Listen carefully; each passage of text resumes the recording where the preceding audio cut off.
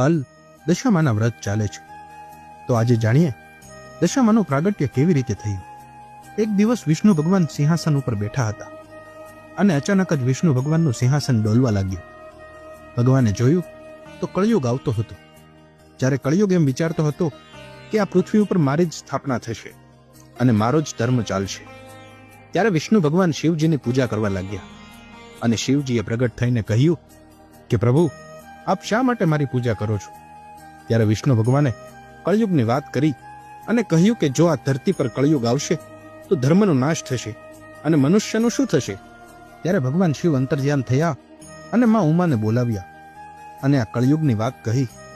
ત્યારે માતાજી બોલ્યા કે પ્રભુ, તમારા મુખમાંથી મારો 10મો અવતાર પ્રગટ કરો. ભગવાને મુખારવિંદમાંથી 10મો અવતાર પ્રગટ કરી માં મોમાઈનું પ્રાગટ્ય કર્યું અને માતાજી સાંડળીની